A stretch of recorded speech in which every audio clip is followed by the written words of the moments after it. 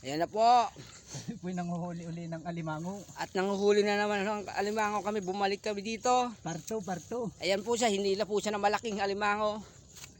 Ayan po, parto. Ayun, Ayan, bumasok ulit sa butas. Nakawala po. Nakawala po yung alimango na malaki. Yan pa lang ho. Sipit pa lang po yan. Yan, sipit pa lang ho ng alimango yan. Ganyan nakalaki. Natanggal na yung panipit niya. Dahil sa laki. Yan po. Yan po siya. Nasa ilalim ng butas yung alimango. Dinudukot. Yan po siya.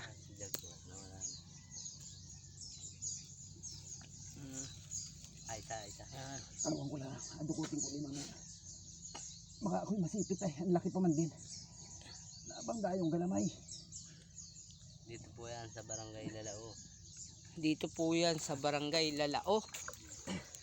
Ayan na po yung kanyang isa. Ayun, maliit yan.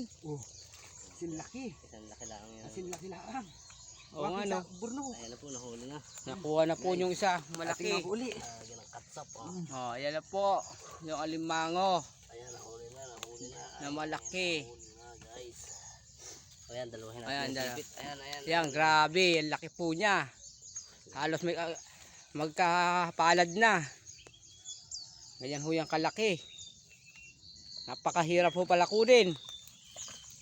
Tapos abaratin. Tapos abaratin.